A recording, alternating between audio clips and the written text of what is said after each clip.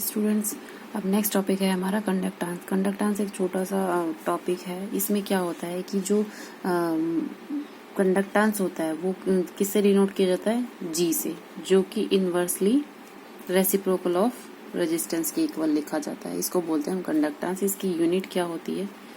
इसकी यूनिट होती है ओम इनवर्स, क्योंकि रेजिस्टेंस की जो यूनिट होती है उसके इनवर्स लिखी जाती है। ठीक है, या फिर इसको हम बोल सकते हैं, इसकी यूनिट्स और भी होती है। एक बोलते हैं महो, ठीक है, या फिर एक होती है सीमन। ऐसे बेसिकली यही यूज होती है। जो इम्पोर्टेंट है वो ये है। ओके, जो हमारी इसके बाद नेक्स्ट क्या है? Electrical conductivity. इलेक्ट्रिकल कंडक्टिविटी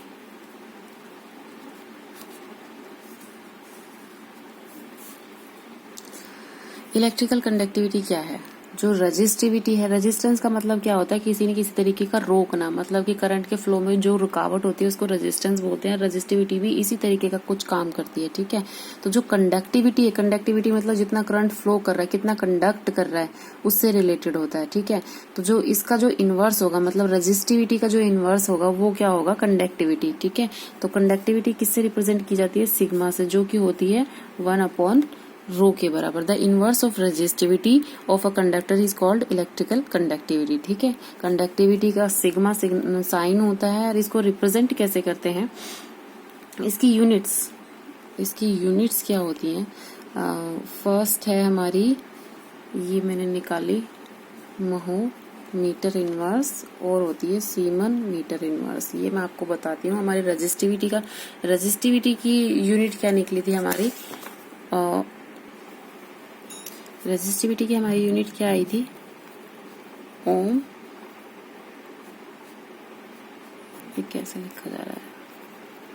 ओम मीटर, या फिर ऐसे डिनोट किया था हमने, ओम मीटर। ठीक है, ये इसकी रेजिस्टिविटी की यूनिट्स थी। अगर हमें सिग्मा की लिखनी हो तो 1/, रेजिस्टिविटी लिखना है 1/, ओम मीटर, या फिर 1/, ऐसे ओम मीटर। ठीक है, इसको लिखेंगे ओम इनवर्स मीटर इनवर्स।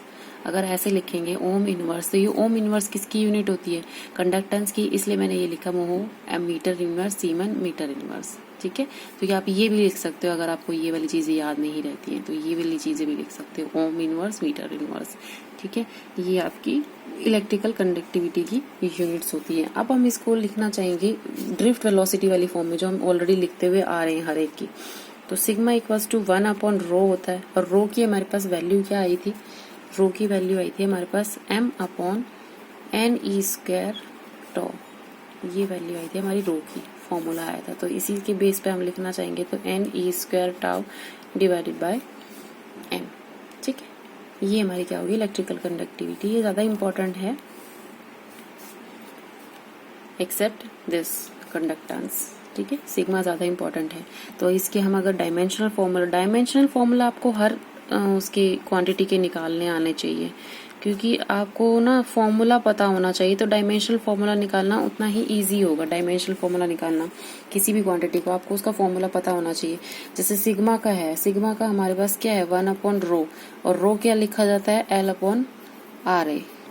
किसी न किसी इसी वे में लिखा जाता है रो। ठीक है, क्योंकि इसकी डायमेंशन लिखना चाहेंगे तो कांस्टेंट निकलेगा, सिर्फ एक टाइम की निकलेगी इसमें, और मास की, वो डायमेंशनल फॉर्मूला में। तो ठीक है, लेकिन हम आर की फॉर्म में लिखेंगे तो हमारी आर की फॉर्म में इसका डायमेंशनल फॉर्मूला आ जाएगा। तो हम क्या क्या लिखेंगे यहाँ पे? एल तो एज इट इज डायमेंशन लिख सकते हैं। आर का डायमेंशन लिखने के लिए हमें क्या करना पड़ेगा? आर क्या होता है? आर होता है हमारा V/I, V/I। ठीक है, और जो लास्ट में जो एरिया बचा हुआ है, एरिया एज इट इज। ठीक है, अब V का फॉर्म लिखना है हमने। V का फॉर्म कैसे लिखते हैं हम?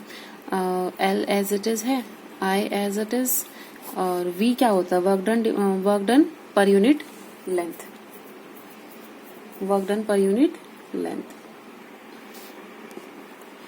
V का क्या होता है? Work done per unit, sorry per unit length नहीं, पर यूनिट चार्ज। हमने क्या पढ़ा था? Potential equals to, sorry, dV equals to dW/Q पढ़ा था हमने। दैट मीन्स कि V इक्वल्स टू W/Q। ठीक है, ये हमने पोटेंशियल के फॉर्म में पढ़ा था इलेक्ट्रोस्टैटिक्स में, तो वही है यहाँ पर L I as it is. Potential को हम लिखेंगे तो वर्क का dimension and work done per unit charge, ठीक है, एरिया एज इट इज।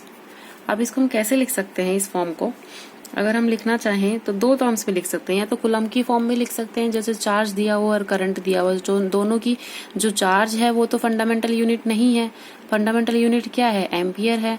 तो चार्ज का अगर लिखना हो तो चार्ज भी फंडामेंटल यूनिट है कूलम्ब, और आई क्या है, एम्पियर, ठीक है। तो फंडामेंटल यूनिट्स दो हो गई इसमें, तो दोनों की टर्म्स में लिख सकते हैं। अगर हम करंट की टर्म में लिखना चाहें तो क्या होगा, एंड कूलम्ब की टर्म में लिखना चाहें तो क्या होगा।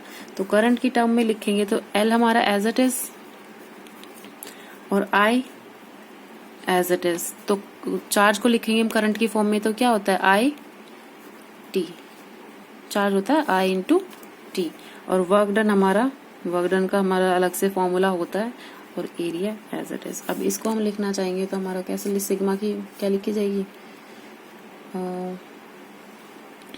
एल हमारा एल के लिए एल, आई के लिए एम्पियर, और इस आई के लिए एम्पियर मतलब एम्पियर का स्क्वायर टी, ठीक है। ये हमारी डायमेंशनल फॉर्मूला हो गया। और वर्क डन के लिए हमारा डायमेंशनल फॉर्मूला क्या होता है, M L square T minus 2। ये एनर्जी का डायमेंशनल फॉर्मूला होता है सेम वर्क डन के जितना। और एरिया किस में लिखा जाएगा, एल स्क्वायर, ठीक है। तो हमारे जो डायमेंशन आएगा वो क्या आएगा, m माइनस 1, एल की कितने हो गए, एल की पावर 4 हो गई, तो एल की पावर माइनस 3 बचेगी, क्योंकि ऊपर भी एक एल है, एक एल से एक एल कैंसिल हो जाएगा, एल की पावर माइनस 3। एंड उसके बाद क्या है, एरिया एज इट इज है हमारा, एरिया स्क्वायर, एंड टी की पावर 2 जो ऊपर जाएगी तो वो 3 हो जाएगी, क्योंकि ऊपर ऑलरेडी एक टी है और ऊपर जाके एक पॉजिटिव हो जाएगी। तो सिग्मा की जो डायमेंशनल फॉर्मूला क्या होगा, m minus 1 l minus 3 a square t3। अब मैं आपको फिर से रिपीट कर देती हूँ, सिग्मा क्या होता है, 1/रो के इक्वल होता है। 1/रो को हमने लिख लिया l/RA की फॉर्म में, ठीक है। ये रो का फॉर्मूला होता है, रो का फॉर्मूला होता है, ठीक है। तो इसकी डायमेंशंस हम लिखेंगे तो सिग्मा की डायमेंशंस आ जाएंगे हमारे पास। इसके लिए डायमेंशन के लिए एल की L is as it is, क्योंकि लेंथ है, लेंथ को हम एक फंडामेंटल यूनिट है तो हम उसको डायरेक्ट लिख सकते हैं, ठीक है। रेजिस्टेंस एक फंडामेंटल यूनिट नहीं है तो हमको इसको लिखना पड़ेगा। और एल को तो हमने एज इट इज लिख दिया। एरिया भी फंडामेंटल यूनिट में आता है क्योंकि मीटर स्क्वायर में कैलकुलेट होता है, ठीक है। तो आर को हम लिखेंगे किसकी फॉर्म में, आई की फॉर्म में। तो आर इक्वल्स टू क्या होता है, वी बाई आई। ये फॉर्म वो होता है ना ओम्स लॉ क्या होता है, V equals to R I. तो उसमें से R हम अगर निकालते हैं तो हमारे पास क्या आएगा, V डिवाइडेड बाय I, ठीक है। तो ये हमारी करंट की फॉर्म में आ गया। अब करंट की फॉर्म में लिखना है हमें इसे, तो हम जो पोटेंशियल है, पोटेंशियल भी कोई फंडामेंटल यूनिट नहीं है, तो हमें बेसिकली क्या करना होता है, डायमेंशनल फॉर्मूला में हमें सारी चीजों को ना फंडामेंटल यूनिट्स में कन्वर्ट करना होता है ताकि हम इसका फॉर्मूला लिख सकें। जो 7 फंडामेंटल यूनिट्स मैंने आपको बताई थी वो, ठीक है। तो लेंथ एज इट इज हो गया, हमने पोटेंशियल को लिख लिया, work done divided by Q, work done per unit charge होता है, ठीक है। तो वर्क डन की फॉर्म में लिख लिया हमने Q, और वर्क डन की ऑलरेडी हमें पता होता है डायमेंशनल फॉर्मूला क्या है, एनर्जी का होता है, जो हम फर्स्ट 11th क्लास में पढ़ते हैं काफी सारे डायमेंशनल फॉर्मूला। और ये एरिया का डायमेंशनल फॉर्मूला, ठीक है। तो इसको दो तरीके से लिखा जा सकता है, इसमें करंट भी है और आई भी है, ठीक है। तो कूलम्ब की फॉर्म में भी लिख सकते हैं और एम्पियर की फॉर्म में भी लिख सकते हैं। तो जो हमने एम्पियर की फॉर्म में लिखा है, पहले करंट की फॉर्म में लिखा है, उसी में कन्वर्ट किया है, L as it is, I as it is. Current charge को हमने करंट की फॉर्म में लिख दिया, आई टी, ठीक है। Work done as it is, a as it is. इन सब के डायमेंशनल फॉर्मूला लिख के जो कैलकुलेट करके लिखा है वो हमने, जो हमारा डायमेंशनल फॉर्मूला है सिग्मा के लिए, वो ये आया है, ठीक है। अगर हम कूलम्ब की फॉर्म में लिखना चाहे, चार्ज